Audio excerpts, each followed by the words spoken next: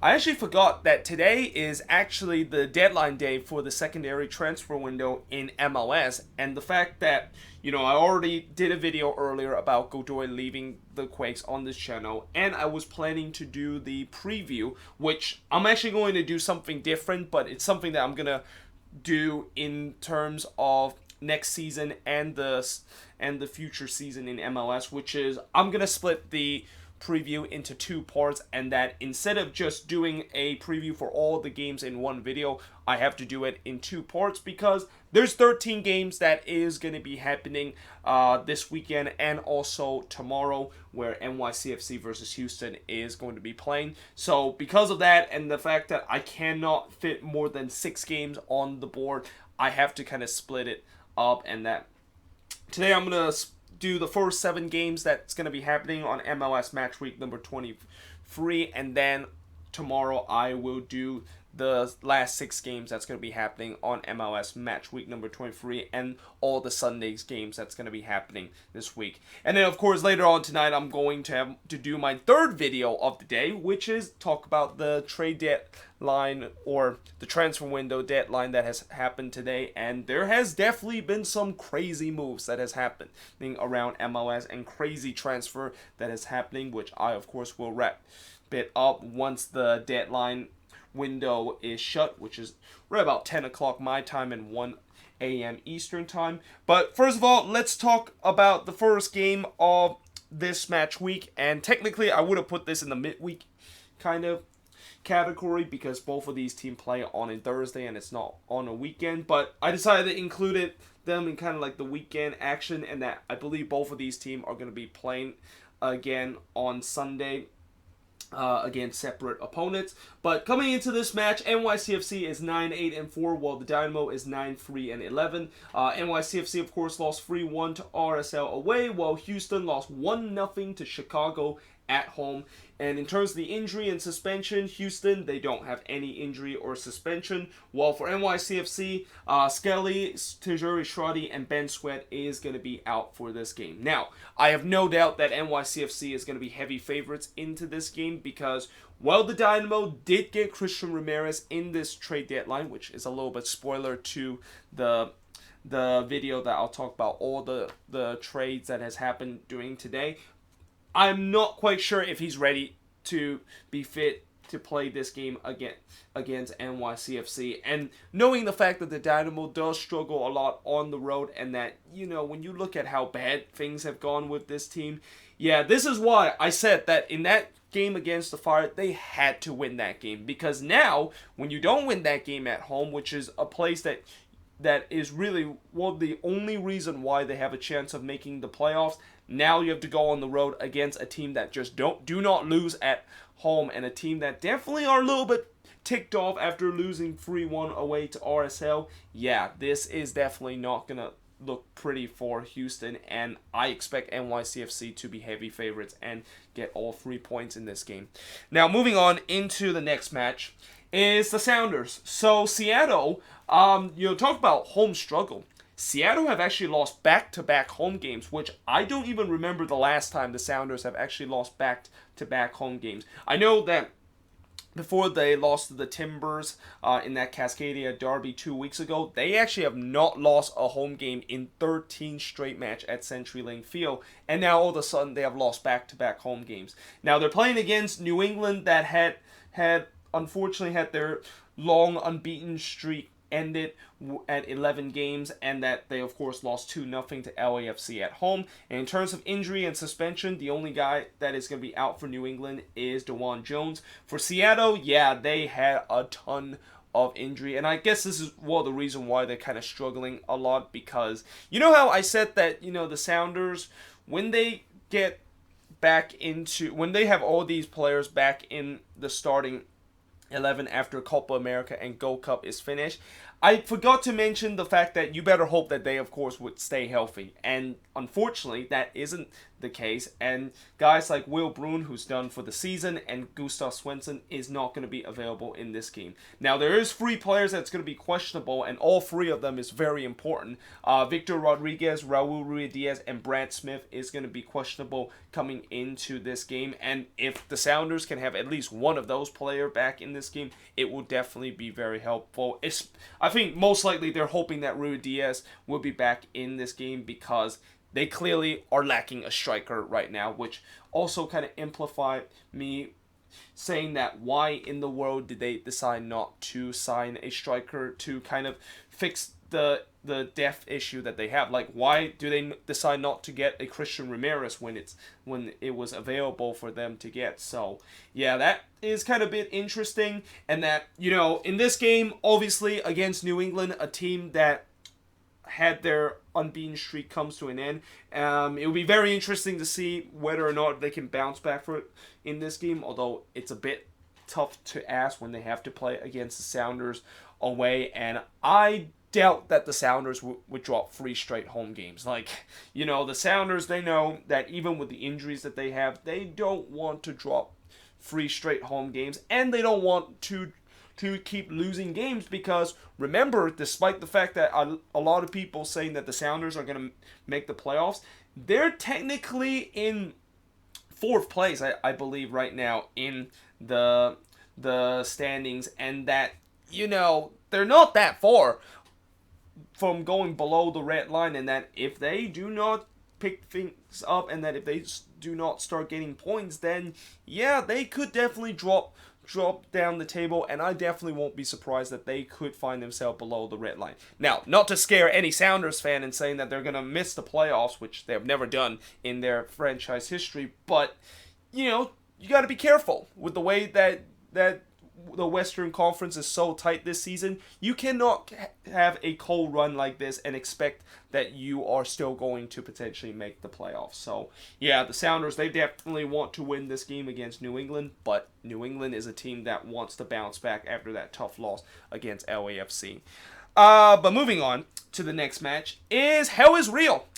The Hell is Real derby is going to be commenced for the first time this weekend between Columbus and Cincinnati. And, when they named this derby, I know that they, of course, name it after a billboard that is on an interstate that is between Columbus and Cincinnati. But I didn't think that it actually has it really interpret what both of these teams has been having this season, where both of these teams feels like they're in hell right now and that they are in the bottom half of the Eastern Conference, and that, well, actually Cincinnati is in the bottom of the Eastern Conference, well, Columbus is second to bottom of the Eastern Conference. So, yeah, hell is definitely real in this game. Now, Columbus is coming into this game with a 7-4-11 record, while Cincinnati is coming into this game with a 5-2-17 record.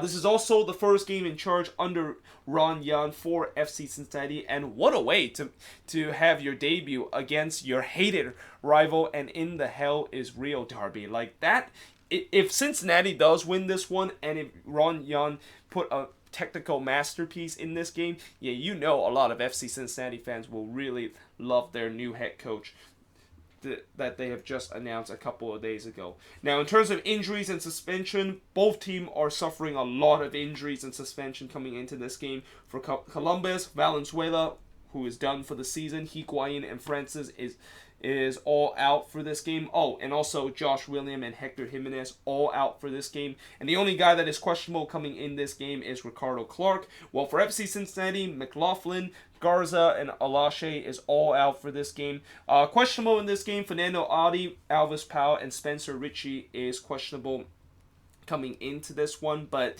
yeah, I mean, I think Columbus probably is going to be the favorites coming into this game, considering the fact that the Crew has really started to find some rhythm in these last couple of games, and that after that horrendous stretch that they have been going through, they have now got a 3-game unbeaten run, and they're playing against a Cincinnati team that, just lost to one of the worst team in the league in Vancouver Whitecaps at home, and that they probably won't have a lot of confidence. But then again, they are under a new head coach, and sometimes when you see a new head coach coming in, yeah, that definitely does bring a little bit more energy to the team. And we saw what happened when Yohan Dame was introduced with FC Cincinnati, and in his first game, guess what FC Cincinnati did? Yeah, they won that game against Montreal to end their horrendous run, and also finally score a goal for the first time in what seems like an eternity. So, you never know. I mean, this is definitely going to be an interesting derby. I don't know exactly if this is going to be, if Montreal Stadium is going to be absolutely filled in this game. I'm assuming probably it might, because a lot of Columbus and FC Cincinnati fan is going to be like in the home stand, and that there's going to be a packed away stand for FC Cincinnati to, of course, this game. So, yeah, this is definitely going to be a great game to see. And the only thing that I'm disappointed about this game is that it's not on national television. Like, why is this not on national television? I know both of these teams are doing very bad this season, but why do they not be on national television when it's really the first ever Hell is Real derby? But moving on into the next match is a huge playoff implication match between Toronto and Orlando City.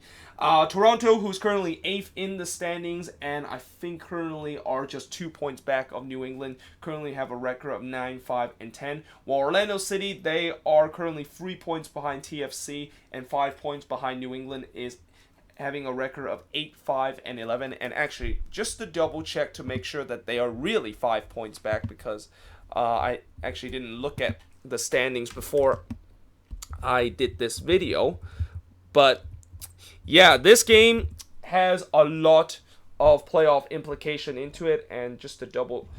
actually, no. TFC is actually 1 point behind New England, and Orlando City is actually 4 points behind New England. So that just makes it even more important of how big this game is, and that, you know, for both of these teams, this is a big opportunity that if they, of course, can win this game, they can really be in prime spot in terms of making the playoffs. And hell, for TFC, if they can win this game and New England lose to the Sounders, then they're back above the red line right now. Now, the record for both of these teams, TFC is 9, 5, and 10, and Orlando City has a record of 8, 5, and 11. TFC, of course, lost 2-0 to the Red Bulls away, while Orlando City won 2-0 against Dallas at home. For TFC, they do not have any player that is currently injured or suspended, while for Orlando City, the only guy that's going to be out for this game is Higuita, and questionable is going to be Will Johnson. But yeah, this is a big game for both of these teams, and you know, for TFC's sake,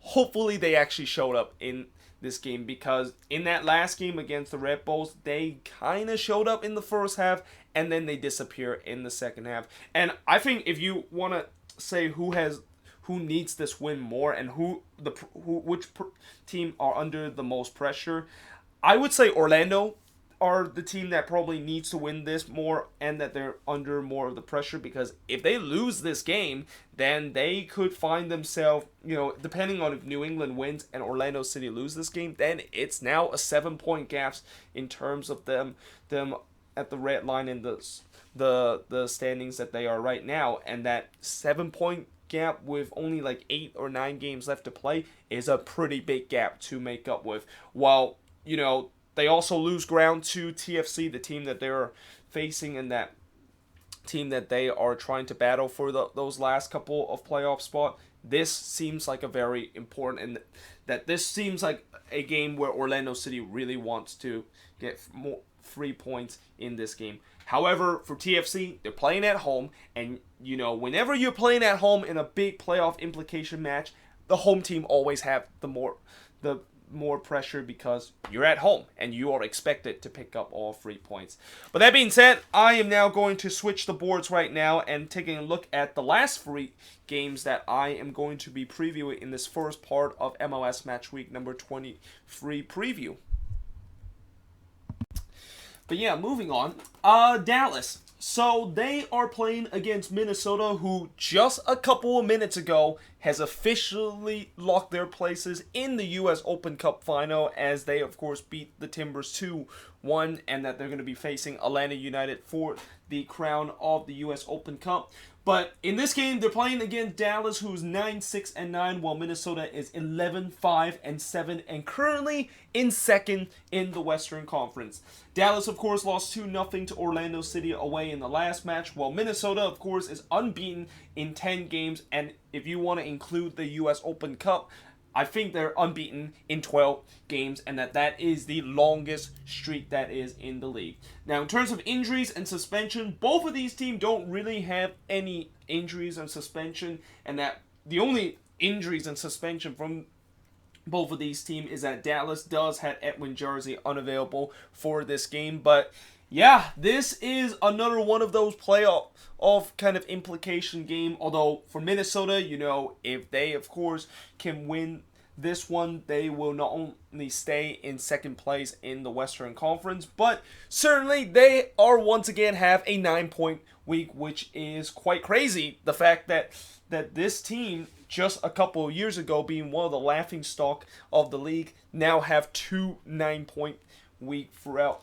this season. Now, for Dallas, it's important that they, of course, needs to win this game, considering the fact that they are only 2 points above Portland, and knowing the fact that Portland has a lot of home games left, and also knowing the fact that they have played the most games out of anybody in the Western Conference, you would think that they needs to win this one, because their hopes of making the playoffs certainly is start to dwindle with the way that, they haven't been performing very well on the road, and it's not going to be easy against a Loons team that they definitely have all the confidence in the world coming into this game after the U.S. Open Cup win against the Timbers, and also the league win against the Timbers on Sunday.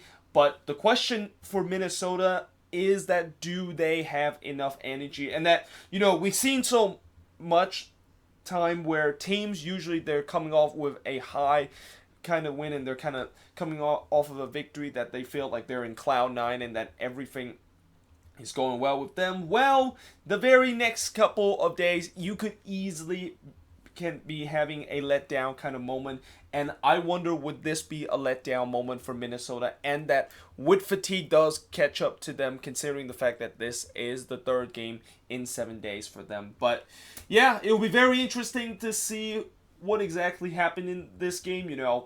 If Dallas does not win this one, I do have a lot of concern in terms of their chances of potentially making the playoffs.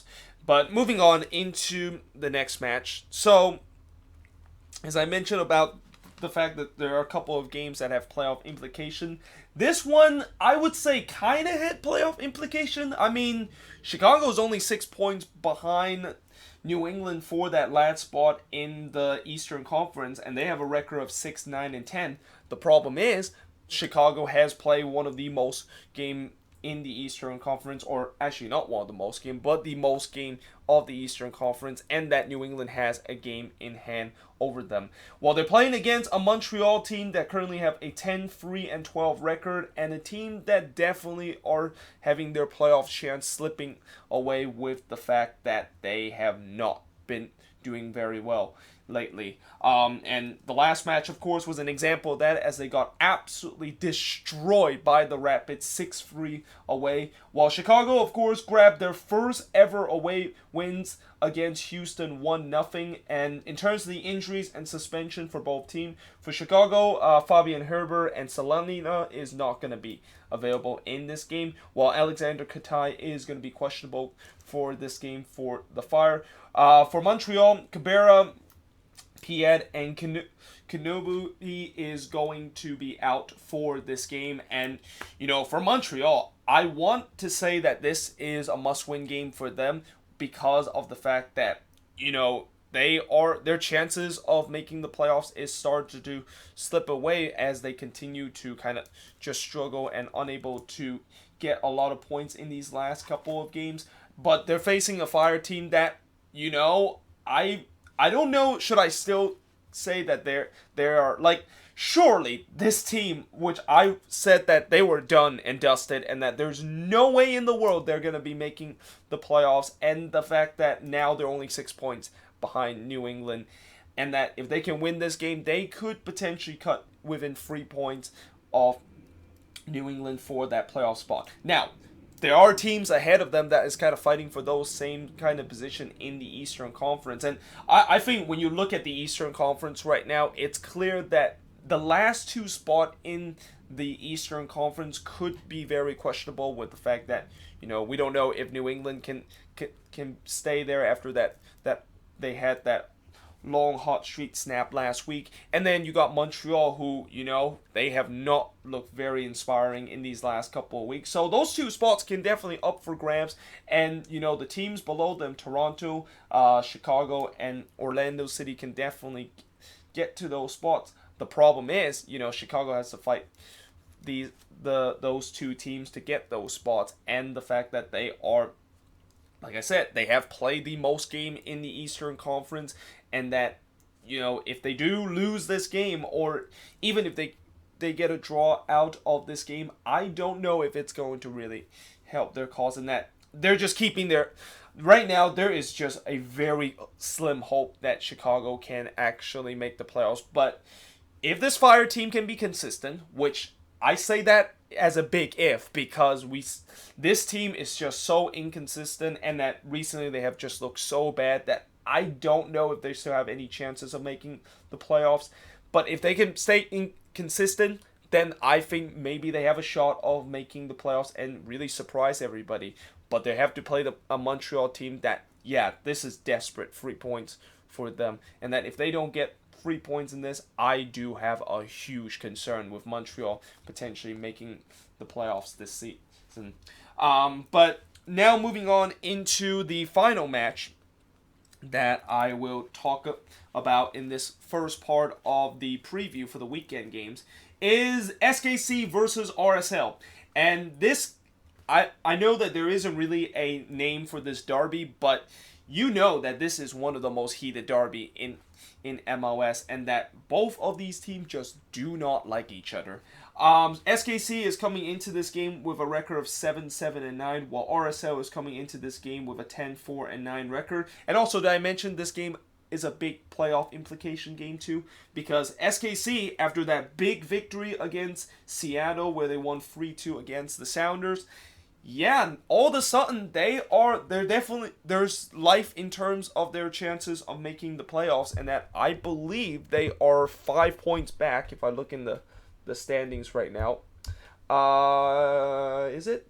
5 points back of FC Dallas, and they also have a game in hand over Dallas for that last spot, and that they're playing against an RSL team that currently has a 3 point gap in terms of them in the standing and the red line, and they have a record of 10-4-9. They of course won 3-1 against NYCFC at home, and RSL has really been kind of on a bit of a hot streak and have been beating some very good team in these last couple of games. Now, in terms of the injuries and suspension, the good news for Sporting KC is that no longer when I have to go through the injuries and suspension list that I have to really say that get ready to close your eyes and also do not listen to this, Sporting KC fans, because it's usually a long list. But they're starting getting a little bit healthy with only Rodney Wallace and Duke as the only guy that is going to be out for this game, and Baraf and Christian Nemeth is going to be questionable in this one. Now for RSL, Allen and Beltran will be out for this game. Sam Johnson is doubtful to be coming back in this game, and probable for coming back in this game is Onoha. And like I said, both of these teams do not like each other, and that especially there's a lot of playoff implication online. Like for SKC, if they can win this game against RSL, not only they gain some ground on RSL, who there is a 7-point gap between both of these teams, but they also gain ground in terms of the playoff race. And this is one opponent that I talked about before with SKC.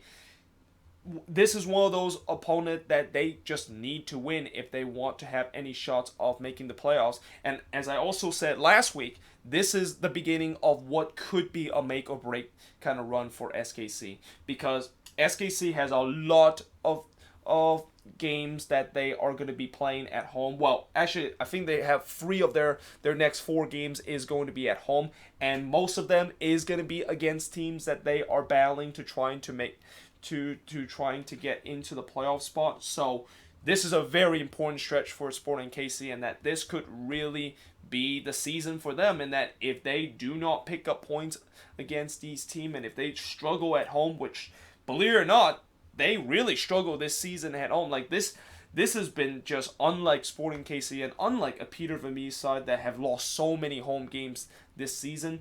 But, you know, if they can, of course, try to make it right and potentially make the playoff, they need to win these next couple home games. Well, for RSL, you know, they're going to be going on the road, which is not a good friend for them, considering the fact that they have struggled a lot on the road. But if they can get a point out of Kansas City, I think it will really do a lot of good in terms of their playoff chances. And not to mention RSL, they still have a lot of home games, and I think they have the most home game out of all the team that is currently battling for those playoff spots in the Western Conference. So that's got to be great news for RSL, considering the fact that the home form, they have just been unstoppable at home this season. But that being said, I hope you guys enjoyed this video. If you do, make sure you guys leave a like, smash that subscribe button. Let me know in the comments below what's your prediction for these first 7 games. And like I said, I will be doing part 2 of this preview tomorrow, where I look at the last 6 games and also look at the Sunday's games that's going to be happening in MLS Matchweek number 23. But yeah, hope you guys enjoyed this video, and I will see you guys next time.